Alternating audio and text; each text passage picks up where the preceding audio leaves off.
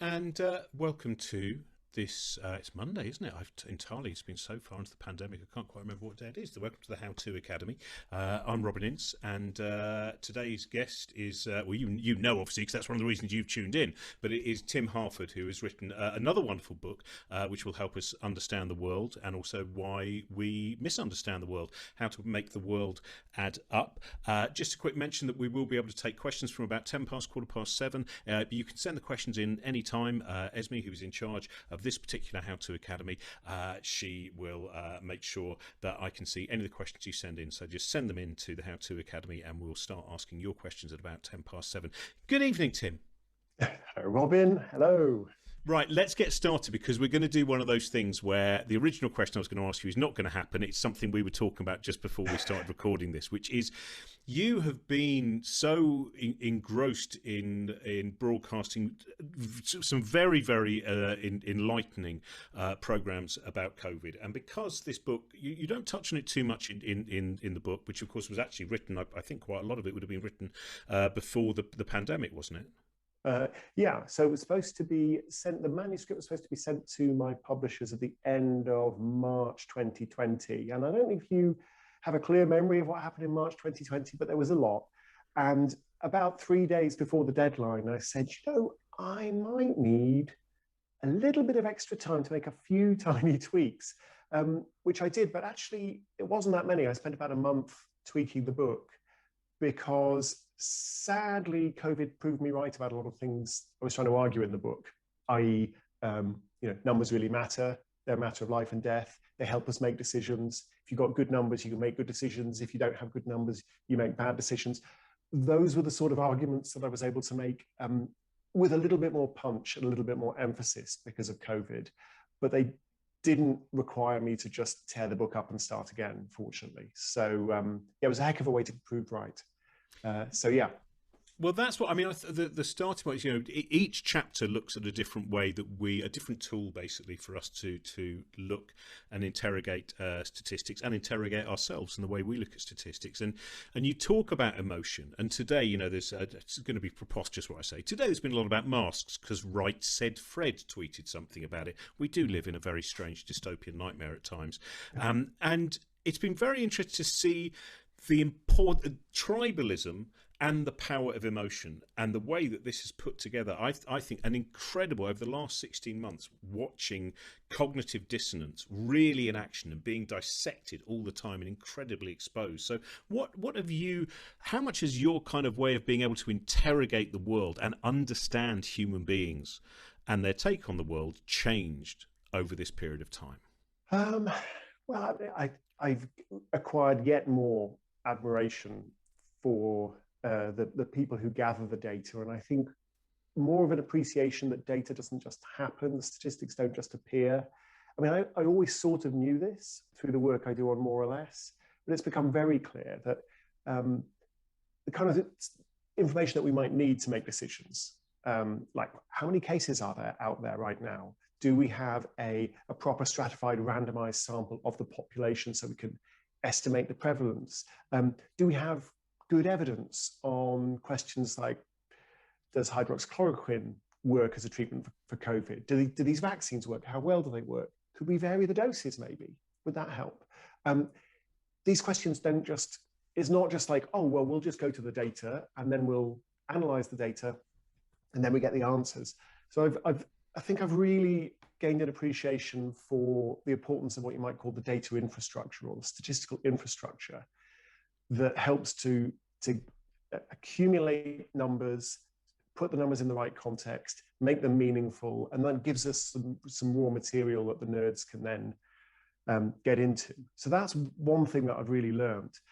I mean, the early point I make in the book about the significance of emotions and the importance of just trying to maybe not control your emotions, but to notice your emotional response. I mean, we knew that already. I knew that already, but I think it's become very clear. So just popping onto Twitter, I went onto Twitter because I thought, oh, I just want to check what the title of Robin's new book is, because it would be polite to mention that Robin's got a book out in October. So I popped onto Twitter just to check, because I saw you tweeted about it. And then immediately below that, there was there were people just losing their minds over the fact that a pop star from the early 1990s had kind of said an offensive thing that was, and I just thought, well, that's a stupid thing that he's written. And everybody who's now arguing about it, they're all lowering their IQs by getting so wound up about it. They're making me stupider because now I've got to look at it and get angry about it. And just that, and then going, oh, okay, I'll just get off Twitter again. And I can't even remember what the name of your book is. Something about the importance of being interested. The importance of being interested, yeah. Yeah, I did remember the book. It's going to be a great book. Everyone should pre-order Robin's book. But that's the thing. You go onto Twitter because there's a piece of information that you want, and then immediately you're just dragged into this maelstrom of hate tweets, and it doesn't help at all. And there's no getting away from it, but that you can be more mindful of it and notice that, oh yeah, I'm getting feelings about this claim. I'm getting angry. I'm feeling smug and satisfied. I'm feeling, oh yeah, I knew those buggers would do this, or whatever it is. Just to notice that, and the moment you've noticed it, I think immediately you get a bit more perspective on, the way you think about the claims that you see. See, this is later on in the book. You talk about something called the backfire effect, which seems to have really played its part again in anyone who, I'm sure many people watching this have had arguments online, and they've used all manner of different papers that might exist or opinions from scientists who really are right at the coalface of what's going on. But the backfire effect, this idea that a false claim is actually bolstered by someone then seeing a fact check which debunks it. Now that seems deeply unsettling. Yeah, don't worry too much, because the researchers who did some of the early research on the backfire effect, they've been working on replications, and then they now think it's less, it's certainly not a universal effect. It comes about in certain circumstances. So don't fear the fact check, but it is worth being mindful of that when you're in the fact checking business. So I mean, one of the things that can happen with a fact check is that you sort of get people thinking about all the other reasons they want to believe something. So you might say something like, Donald Trump's a tax cheat or something, and then someone who's a Trump supporter might go, well, can you prove it? And then you go, well, here's all the evidence supporting that particular claim I made. And even if they accept that evidence, the brain starts thinking all the other reasons why they like Donald Trump, which had nothing to do with his taxes. And so at the end of that, you might have provoked a kind of immune response, even though they may accept the narrow claim that you've made. So that's one way in which the backfire effect can work. But another way which can work is that if you're not careful with your fact checks, you just end up amplifying the claim over and over again. So let me give you an example, and I'm going to unwittingly do it, but there we go. Actually, wittingly, because I've now confessed, I know I'm going to do it. But so there was an example a few years ago where the BBC had on bbc.co.uk, the news site, is Malmo the rape capital of Europe? ? So you look at that and you're like, I had no idea there was any sense that Malmo had a sexual violence problem at all. So you click on it. There's a big picture of Nigel Farage, and the big headline that says, is Malmo the rape capital of Europe? And then it says, Nigel Farage has claimed that Malmo is the rape capital of Europe because immigration or something. And then underneath that, there's a box that says the claim. Nigel Farage asserts that. So now you've seen this 4 times, once before you clicked, then the headline, then the stand first, then a little box that repeats exactly what Nigel Farage says. Now, TLDR, Malmo's not the rape capital of Europe. I can't really remember any of the details. I can remember reading over and over and over again that repetition of Nigel Farage's false claim. Fact checkers have got a bit clever about this. So if you look at Full Fact, excellent fact checking website, or you look at BBC's Reality Check, very often you'll now see, you won't have that teaser, is this thing true, ? They'll say, a false claim about such and such has been made. It'll be much more boring, but less likely to have these counterproductive effects. Well, it does. I mean, from the research that I've read, and you may well tell me this is nonsense, that one of the problems with newspaper headlines, for instance, is that a lot of people don't read beyond the headline. A few people will read the first or second paragraph. Many will not get to the ninth paragraph, which says when someone was asked, they said, "Oh no, that actually hasn't happened. We didn't ban that." And so that does seem to. I mean, you talk, for instance, in the book about one which I'm sure a lot of people remember, that London had become more violent than New York. It was more of a murder capital than New York. So can you run us through? So we see that headline. How are we able to start investigating that? Yeah. So you look at the headline, and so the first thing to say is, well, what evidence do they have for that claim that London is now more dangerous than New York? And then you see the specific statistics, which basically say, look, in February, I think it was February 2017, I may have the details wrong, it was a particular month, a few years ago, there were more murders in London than there were in New York. And strictly speaking, you want murders per capita, but London and New York have basically the same population, so it doesn't really make any difference. Now that was actually true, that claim was true. But then you need to go, well, hang on, I need a bit of context. Like, what's been happening to murders in London? What's been happening to murders in New York? And so if you start stepping back and going, okay, well, what happened last year? What happens in a typical month? What's happened over the last decade? What's happened over the last 2 decades? What you see is London is safer than it used to be. It has had an uptick in violence the last 2-3 years, but compared to, say, 1990, it's a lot safer than it was. New York is vastly, vastly safer than it was in 1990. So you look at the narrow claim, which is true, that says, oh, London is more dangerous than New York. The impression you get is, first of all, London is more dangerous than New York, and second, that London's getting more dangerous. Whereas if you step back and look at a 25-year time horizon, you find, first of all, in most months, London is safer than New York. Second, that London is safer than it used to be. And third, that New York is much safer than it used to be. So it's so important to just zoom back and get a bit more context, the trends, more comparisons, not just a single month of data, but a year of data or a decade of data. Nothing about the original claim was wrong, but it would lead you to a conclusion that was completely wrong. And that's why the context is so important. It's interesting as well because the cultural pictures, because when you hear about New York violence, I think for many of us, you immediately zoom into a kind of 1970s William Friedkin film. Yeah. You see New York probably at its worst in the mid-70s, its financial collapse. And so everything about it, it's so interesting, the different kind of cultural images that feed into mis or disinformation. Yeah, one of the points that I make in the book is that you should be trying to match the statistics or compare and contrast the statistics with your own personal experience. So if you see a data point and you say, well, what does this mean in the light of what I know about this subject?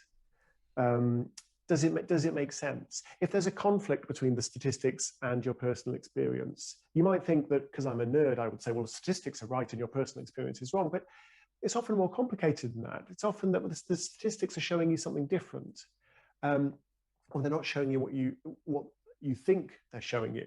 So it's very important to get that broader context from your experience, because it's much richer, it's more vivid, it's got all kinds of details that you can't convey on a spreadsheet. And ideally, you have both, and then you're going to understand the world in a better way. But interesting, what you're describing there, Robin, is how that piece of advice that I'm giving can be kind of perverted and hijacked. Because instead of going, oh, I've got personal experience of New York, you think, I saw a movie about New York and it was incredibly vivid. There were aliens, there was like a wormhole, they were battling Norse gods, and there was a green guy and he was knocking over skyscrapers. It looked so incredibly dangerous. And and of course that's not actually what New York is like. So these vivid examples you get from a news report, from a documentary that has maybe taken a particular slice of life, from a movie, they can lead you astray. I love that you reminded me there with the Norse gods in Manhattan there. Interviewed Sean Carroll some years ago, the physicist and science writer, and it was out in LA, and he did a lot of advice on movies, scientific, to make sure it was really as true as possible.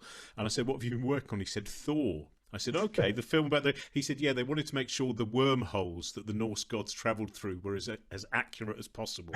And I thought that is a beautiful kind of, mixture of the Norse gods. We want this to be the most accurate Norse gods travelling through wormholes that we've ever seen.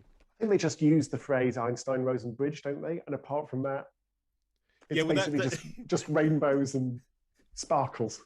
Yeah, I love all that. It's like Christopher Nolan films where he goes, I want it to be scientifically accurate, but I'll tell you what, this plot point would be a lot better if we do just drop that equation for a while. But that is, you quote Steve Bannon in the book about the fact that he said the battle is not against your opposition, political opposition, the battle is against the media. So the battle is about telling a different story and offering enough doubt about a situation as well. So it's not necessarily to sell a separate truth, but to make us doubt and the reality and another reality. And that seems to me to be what really gets to the core of one of the problems with the way that we read stories, which is newspapers generally are, and a lot of news media, it is about sensationalism. And it seems that we can't get people, very popular publications, which go, wow, this is just filled with evidence, and look, this is a newspaper which has got footnotes as well, and all these other things. What is it about the human mind, you think, we have this constant battle between the novelty of a big show as opposed to what we often think of or as, the boredom of facts, and when in fact facts are often fantastic and exciting and wonderful. Fantastic. They're so interesting. It's a tricky thing because we like certainty, we like clarity, we like to know how things are going to be. So this is why, for example, the government right now is saying, oh, we're going to lift all restrictions and we're never, ever, ever going to change. Despite the fact that from a logical point of view, you would think, well, I would want to hear a government that said, well, we're going to lift all the restrictions and we're going to keep a close eye on the data. And if further changes are warranted, don't worry, we'll make them. It would be kind of weird to have a government that was boasting that was completely inflexible and immune to all future data after the middle of July. But I think then, politically speaking, they're not wrong to make that boast because people find that kind of thing very reassuring. It's like, oh yeah, we know what's going to happen. So the one of the narratives that really wins people over is this idea of the certainty of prediction. But another narrative that can really work very well, and that I push back against in the book, is it sort of takes one of the virtues of science and then it cranks it up until it's no longer a virtue and it's a vice. And that's the idea of doubt. So you start with something very healthy, the motto of the Royal Society, nullius in verba, take nobody's word for it. And you say, well, things are complicated, which is true. And you say, well, we need more research, which is true. We always need more research. And you say, well, scientists don't always agree on this point, which is true. Scientists generally disagree about all kinds of things. That's the process of science. Take all of those things and emphasize them and drop them in on a sensitive subject. And actually, the overall effect you get is not, oh, this is great. This is kind of healthy skepticism and science in action. The overall effect you get is they don't know anything. They don't know anything, these scientists. They tell you eggs are good for you on Monday, and then eggs are bad for you on Tuesday. They haven't got a clue. I'll just, if I like eggs, I'll eat eggs. And that's the effect that you get. And that was realized in the 1950s by the tobacco industry, very, very clever at realizing we don't have to prove cigarettes are safe. The people who smoke, they want to believe they're safe. They're 90% of the way there already. They desperately want to believe they're safe. So all we have to do is muddy the water a bit and create some doubt about the research that suggests that maybe they're dangerous.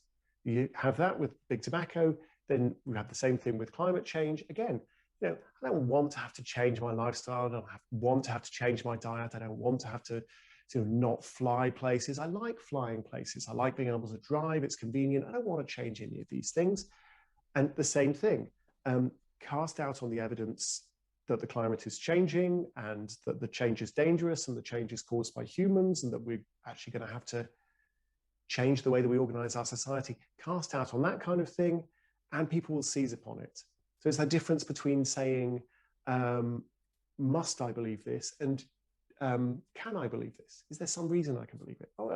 So this process of emphasizing doubt has been very powerful for the last 60, 70 years. And one of the things I wanted to do with the book was just to put a little bit of a break on the idea that, you know, we nerds, we fact checkers, we statisticians, we're always coming on and going, oh, it's a bit more complicated than that, or this research wasn't done very well, or this politician's lying to you.